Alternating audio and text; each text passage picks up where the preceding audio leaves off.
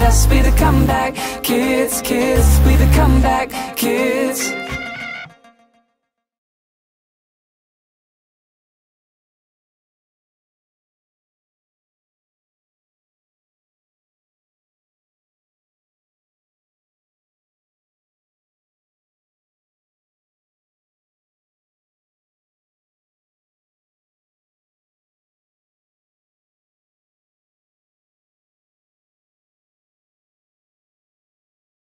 Hey everybody, what's going on? This is me, Shirley, coming back to you once again. Welcome to ITZ in the Zone, Comeback Kids. Just want to take a little time to talk to you today. I want you to get to know me. The last two episodes I spoke on character and commitment, and there are some tools that you can use to help your character and your commitment level get to the next level. So I'm going to share some of that with you. But this is mostly about you and I just talking one-on-one. I appreciate the feedback. You guys are very kind. I've been getting great feedback, and please keep it coming. And we've been receiving questions about relationships and how to handle certain situations and things of that nature. And a lot of you, you hear bits and pieces of our story, but you want to know more. And so I'm going to share with you just some personal things about me and what is causing me to sit here before you today and to do these vlogs. Also, coming in the future, Shannon and I will be sharing our full story. You can go to our YouTube channel and subscribe, Spa Ministry Group, and we will be doing a series on where we were and where we are now and how we got to where we are now. You know, in life, we go through a lot of challenges, and we have a lot of experiences, and those challenges and those experiences, they shape us.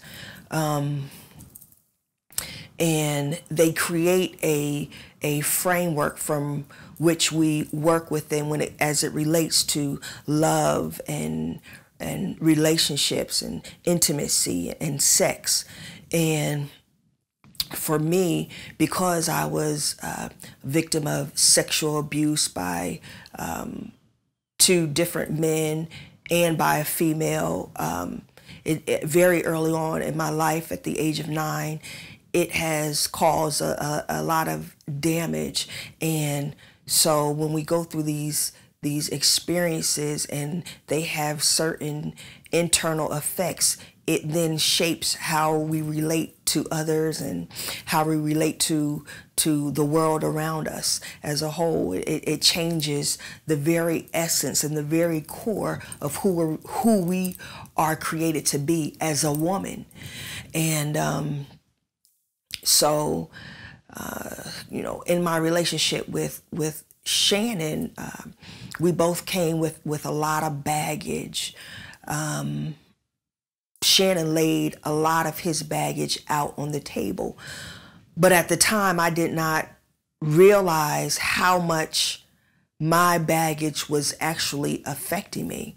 Up until, you know, I met Shannon, I had dated different guys and had different dating experiences, and most of the people that I dated, they were great guys, but I did not know how to receive love, and I did not know how to love in a healthy manner. And so my relationships always ended in turmoil. I met Shannon, and he was married before, and he had a lot more experience. He's a few years older than me, and so when he came, he had a level of maturity that I did not have, and so he laid his issues out on the table, and because I was not mature, I did not know how to handle them. Now, if I was mature, we probably would not be together today, because I would say, I'm not touching that. I don't even want to deal with that. But I did not, and we, you know, ended up dating and going through this process of back and forth, being together, not being together. And because of my abuse and the pain that I was holding on to and have never released and let go, I would deal with him in a very hostile and unhealthy manner. The way I masked my pain was I became very aggressive. I would fight all the time. I fought girls, I fought dudes. It did not matter. That's just what I did. I gravitated toward aggression. And I'm a deep lover. I love deeply. And if I feel like you are not accepting my love the way I think you should accept it, then I fall back. And that's what happened. In the beginning of our relationship, it was going very well. And you know, I'm a touchy-feely person, and so I would touch on him and feel him, and I just loved his skin was so beautiful to me, and things of that nature. And then one day he said something, because he was not used to the love that I was giving, and he said to me, why are you touching me like this? Why do you touch me all the time? And that triggered something in me. And what happened from that point on, our relationship had never been the same. From that point on, I changed. I fell back. A wall came up, and I would not allow him to go beyond that wall, because I felt rejected. I felt like, you can't accept what I'm giving you. You're rejecting me. But see, that's my pain talking. That's my feelings of rejection from childhood. My biological mother, she gave me up. And so when she gave me up, and then the way I found out, I'm outside playing at the age of 9, and my childhood friend says, that's why you're adopted. And I'm like, I'm not adopted. But there was something in her that made me know it was real. She knew what she was talking about. And so I ran inside and I said, Mom, she said I'm adopted. And my mother, all I remember is she sent me back outside, and not even 3-4 minutes later, my mother's best friend walks out the door. She takes her daughter and they leave. And so now my mother has to share something with me that she did not plan on sharing at that time. But that was my first taste of rejection at 9 years old. I knew what it felt like to be rejected. And that is a painful thing. There are a lot of you out there who know what it feels like to be rejected. When I come at you, ladies, I'm not coming at your necks because I'm saying you're not doing this right or you're not doing that right. I'm coming at you because I'm saying who you are is not who you were created to be. Who you are being right now is not what God created you to be. And if you feel like you're not being who God created you to be, then you need to do some internal soul searching, because it's in you. You just have to pull it out.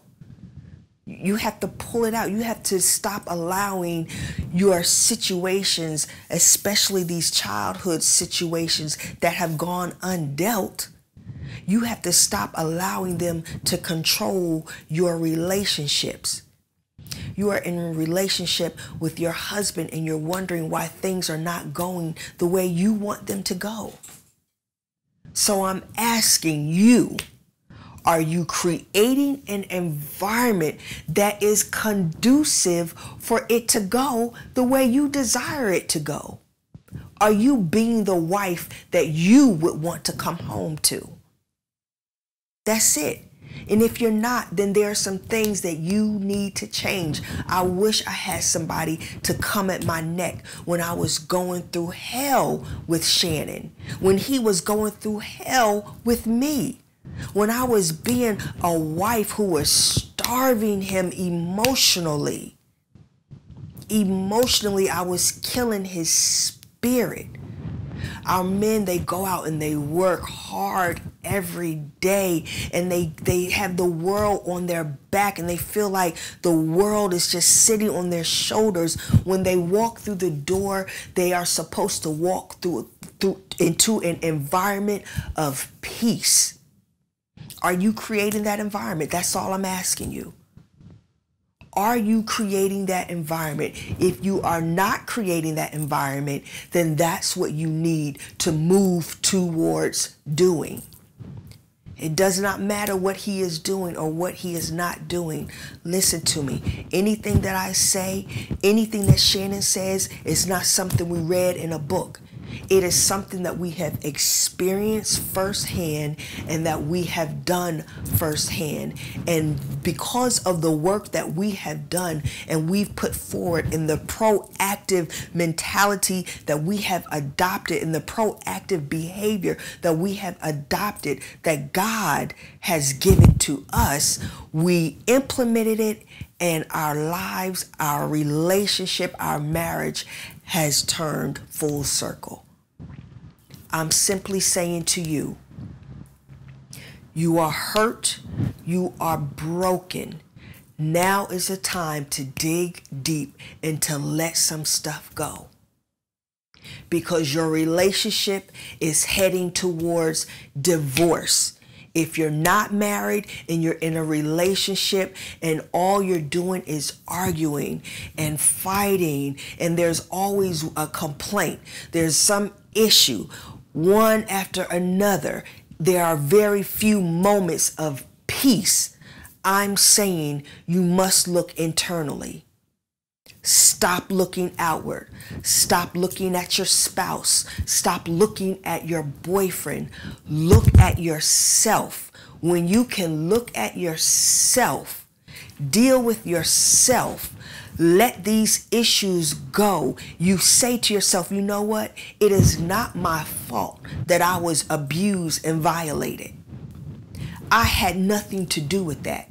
There was nothing in me as a 9, 10, 11, 12-year-old girl that said, come and violate me. Come and put your hands where they don't belong. Come and put your penis where it does not belong. There is nothing in you that told that man or that woman to do that to you. Stop holding on to that. Listen. If you're married, you might as well be happy. You might as well be happy. It is possible. If there's life, there is hope. There is hope. You have to change your perspective about your situation. You have to look at your situation like this is just another challenge for us to get over. This is just another lesson for me to learn, to strengthen me, to strengthen my husband, to strengthen our relationship, to strengthen our family unit. And that's what it is. C.L. Lewis wrote something that I want to read to you real quick. Something very profound. And it says, to love at all is to be vulnerable. Love anything in your heart will certainly be wrung and possibly broken. If you want to make sure of keeping it intact, you must give your heart to no one, not even to an animal. Wrap it careful around with hobbies and little luxuries. Avoid all entanglements. Lock it up safe in the casket or coffin of your selfishness. But in that casket, safe, dark, motionless, airless, it will change. It will not be broken. It will become unbreakable, impenetrable, irredeemable. The only place outside heaven where you can be perfectly safe from all the dangers of love is hell.